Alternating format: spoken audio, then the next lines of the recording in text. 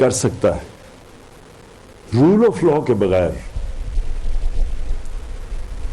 اگر کسی کا خیال ہے کہ یہ ہو سکتا ہے تو وہ شاید کوئی فینٹیسی ورلڈ میں تو ایسے ہو جائے کہ آپ ایک دن آئیں اور ایشین ٹائگر بن جائے پاکستان. لیکن ریالٹی میں یہ ہے کہ آج تک کسی معاشرے نے ترقی کی نہیں جب تک ان کا لیگل سسٹم ٹھیک نہیں ہے, جب تک رول آف لا نہیں ہے. جو میرا کمپیریزن ہوا, میں ہم پاکستان کو آدھا سال پاکستان ہوتا تھا, باہر انگلینڈ میں کرکٹ کھیلتا تھا, تو جو میں نے دیکھا اس دور میں پاکستان باہر کے لیگل سسٹم بہتر ہوتے رہے ٹائم کے ساتھ. ٹیکنالوجی کا انہوں نے استعمال کیا جو ابھی آپ نے بڑی ڈیٹیلز میں بتایا فاروق, اور ٹیکنالوجی سے وہ اپنے سسٹمز کو بہتر کرتے رہے.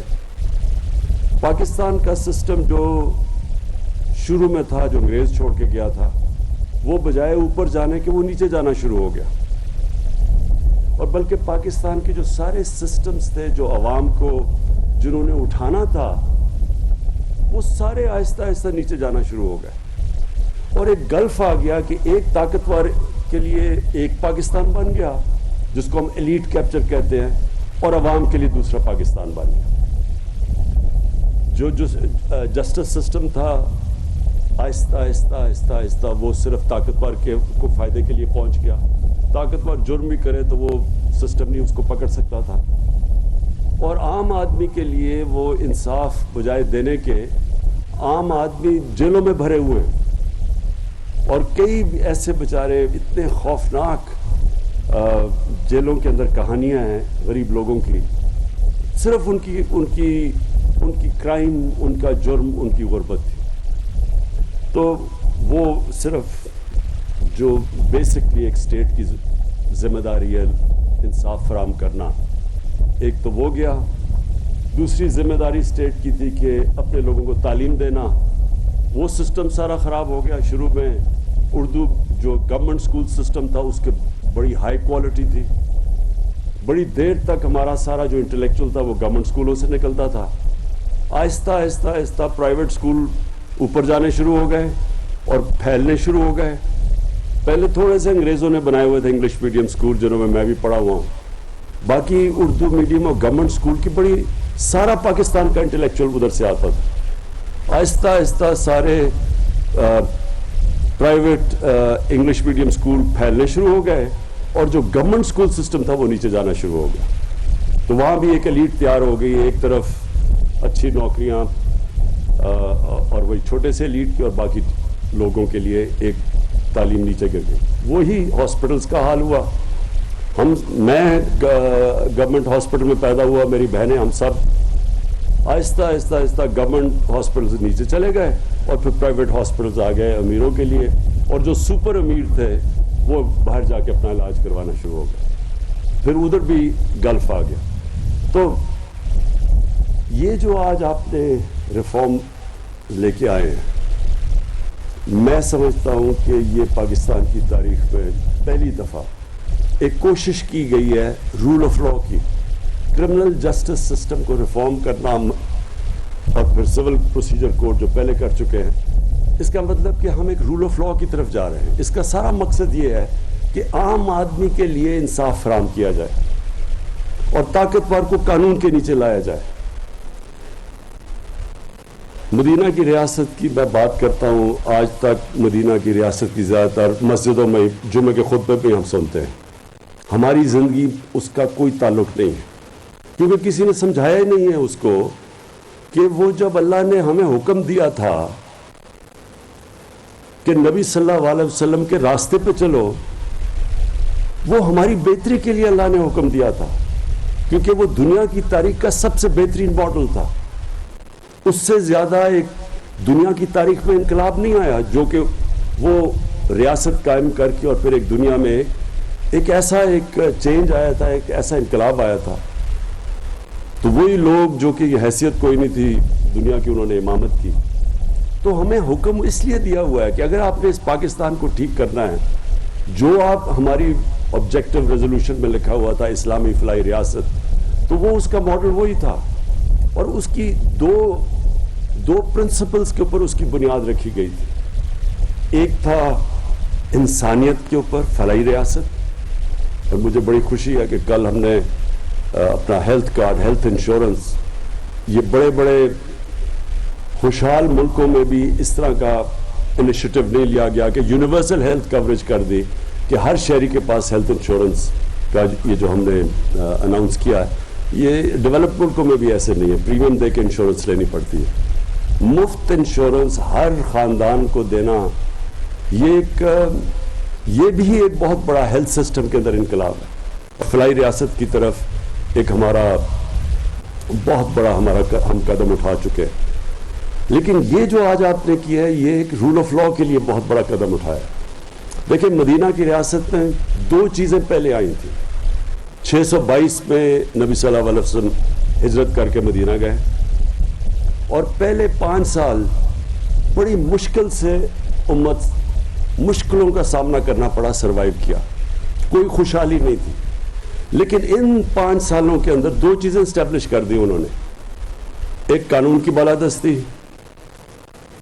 اور انہوں نے جب ان کی جو حدیث ہے کہ تمہارے سے پہلے بڑی قومیں تباہ ہوئیں، جب طاقتور چوری کرتا تھا تو اس کو سزا نہیں ملتی تھی، اور جب کمزور چوری کرتا تھا تو اس کو سزا دیتے، قوم تباہ ہو جاتی ہے. انہوں نے کہا تمہارے سے پہلے قوم تباہ ہو چکی ہے. تو آج اگر ہم آگے نہیں بڑھ سکے تو یہ نمبر 1 ایشو ہے پاکستان کا. جو سب سے بڑا پاکستانیوں کا اثاثہ ہے وہ اوورسیز پاکستانی ہے. 90 لاکھ اوورسیز پاکستانی ہیں. ان کا جو سالانہ آمدنی ہے وہ 22 کروڑ پاکستانیوں کے برابر ہے. ان کے پاس پیسے بھی فورن ایکسچینج میں ڈالرز میں ہیں. ان کے پیسے جو ریمیٹنسز بھیجتے ہیں اس کے اوپر اس وقت پاکستان چل رہا ہے، ایکسپورٹس کے اوپر نہیں چل رہا. لیکن یہ انویسٹ نہیں کرتے پاکستان میں. کیوں نہیں انویسٹ کرتے؟ میرا سب سے زیادہ تعلق اوورسیز پاکستانی سے اس لیے رہا ہے کیونکہ میں خود اوورسیز پاکستانی رہ چکا ہوں. میں 6 مہینے تو باہر کمائی کرتا تھا 18-20 سالوں تک. تو میں تو جانتا ہوں کہ ان کا مسئلہ کیا ہے. وہ صرف پاکستان میں انویسٹمنٹ نہیں کرتے کہ یہاں رول آف لا نہیں ہے. ان کو اعتماد ہی نہیں ہے پاکستان کے انصاف کے نظام پہ. ان کو کانٹریکٹ انفورسمنٹ پہ کوئی اعتماد نہیں ہے. اور یہ سب سے بڑی رکاوٹ بنی ہوئی ہے ہمارے آگے بڑھنے. 22 کروڑ ہماری آبادی ہے، 90 لاکھ وہ باہر بیٹھے ہوئے ہیں. اور وہ جس وقت وہ اپنا یہاں انویسٹمنٹ لانی شروع کر دی پاکستان میں، جس میں ہر قسم کی نعمت اللہ نے دی ہے، جس وقت انہوں نے انویسٹمنٹ یہاں کرنا شروع کر دیا، ہمیں کوئی کسی کے پاس یہ ہاتھ پھیلا کے جانا نہیں پڑے گا. کبھی ہم IMF کے پاس جاتے ہیں، کبھی اپنے دوست ملکوں کے پاس جاتے ہیں کہ جی ہمیں قرضے دے دو. کیوں ہم کرتے ہیں؟ کیونکہ ہمارے سب سے بڑا مسئلہ یہ بنا ہوا ہے کہ کوئی کسی کو ہمارے رول آف لا کے اوپر اعتماد ہی نہیں ہے. یہ جو ریکو ڈک کا کیس ہوا، آپ سوچیں کہ اس سے کتنا پاکستان کو نقصان ہوا. کتنے، یعنی وہاں سے اگر وہ مائنز چل رہی ہوتی ریکو ڈک کی، کتنا فورن ایکسچینج آنا تھا پاکستان میں. بجائے فورن ایکسچینج آنے کے اوپر ہمارے اوپر فائن ہو گیا. $6 ارب کا فائن ہوا. اور وہ کیوں ہوا؟ کیونکہ انہوں نے یا تو کلوز یہ ہوتا ہے نا کہ پاکستان میں کیس کا فیصلہ ہوگا جس طرح باہر ہوتا ہے. انگلینڈ میں تو آپ کو انگلینڈ کی عدالتوں میں اگر آپ کو کچھ ہو تو آپ وہاں فیصلہ ہوتا ہے. نہیں، انہوں نے کہا ہم آربیٹریشن انٹرنیشنل کریں گے. تو باہر کی جو، کیونکہ آربیٹریشن باہر تھی، انہوں نے ہمارے اوپر فائن کر دیا. تو اگر یہاں ہی ہمارا کیس ریزالو ہوتا، ہماری عدالتوں کے اوپر ہوتا، کیس بھی جلدی سے فیصلہ ہو جاتا. آئدر وہ کیس کدھر بھی فیصلہ ہو جاتا، یا ہم فائن دے کے وہ کانے شروع ہو جاتی چلنی، یا ان کے اگینسٹ جاتا، پھر بھی ہماری وہ مائنز چلنی شروع ہو جاتی.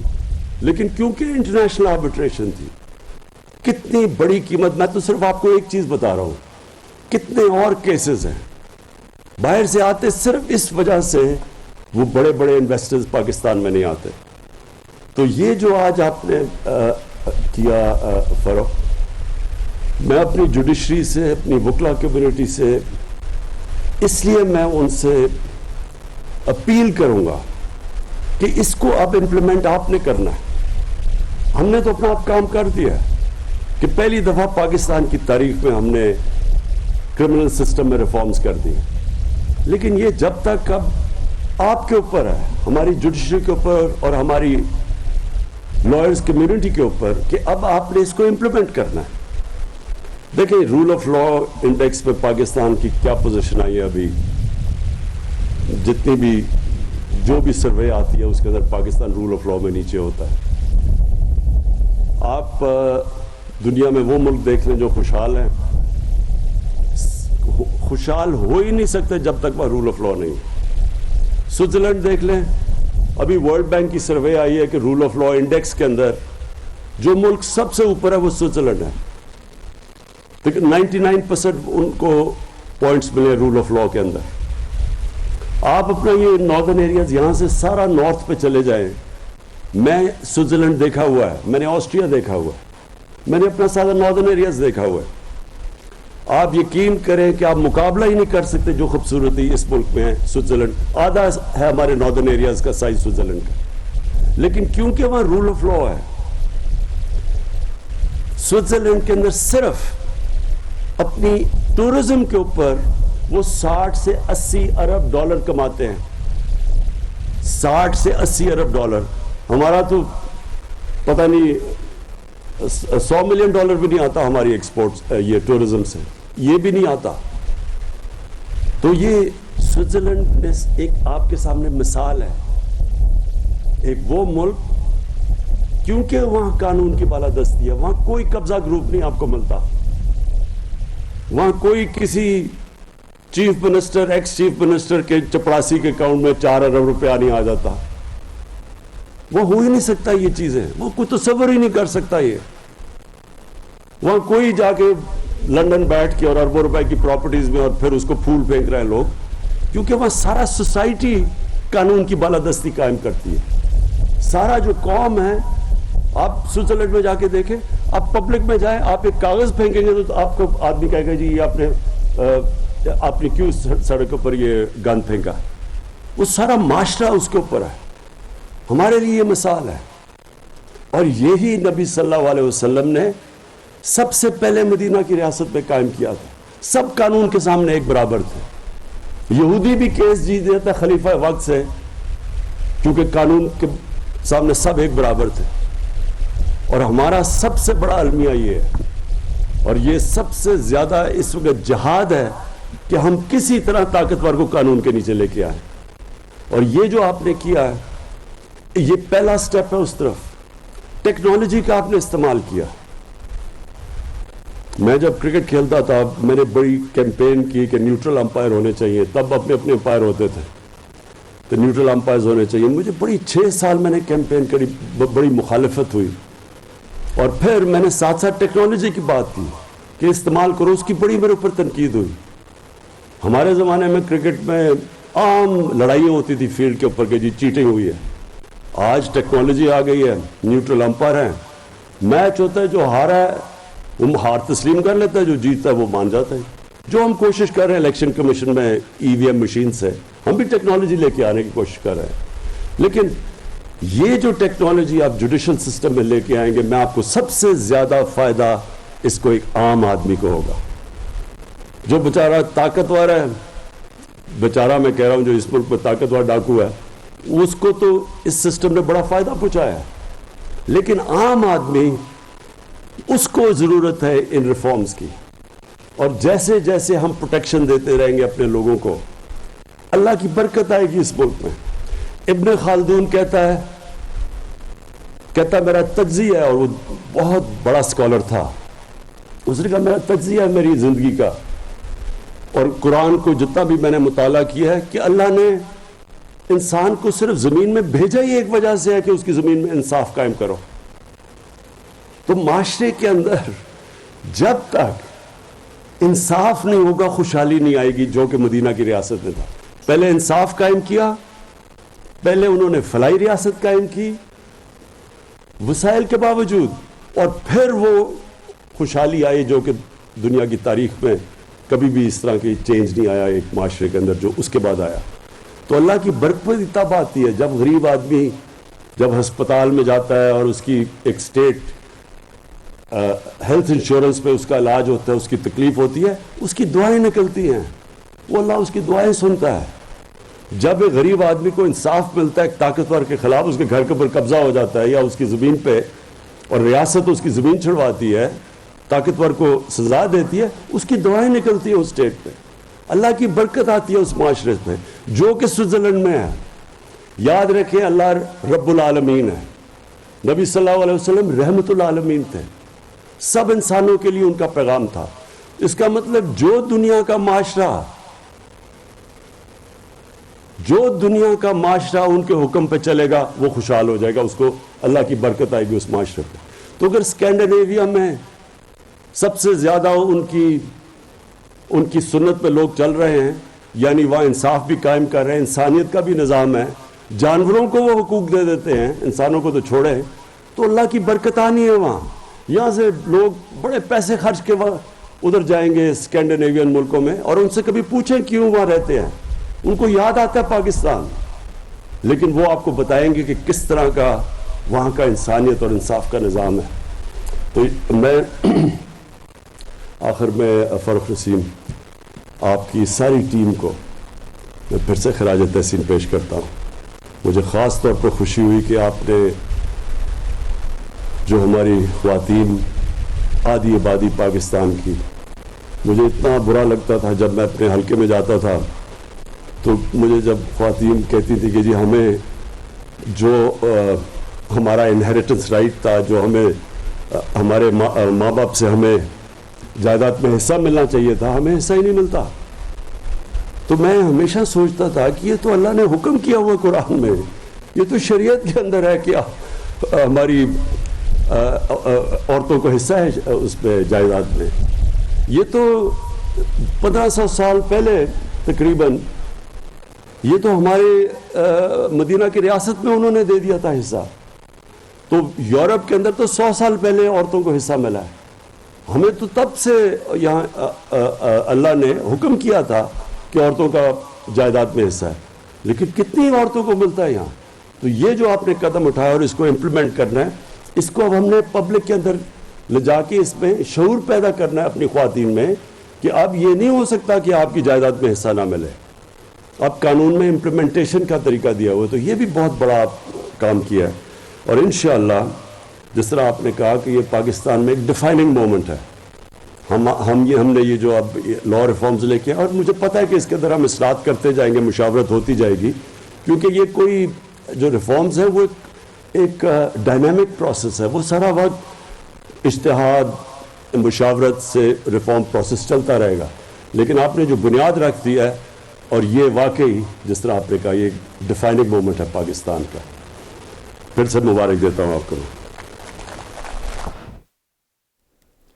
اسلام آباد میں فوجداری قانون اور نظام انصاف میں اصلاحات کی تقریب سے وزیر اعظم عمران خان خطاب کر رہے تھے. ان کا کہنا تھا کہ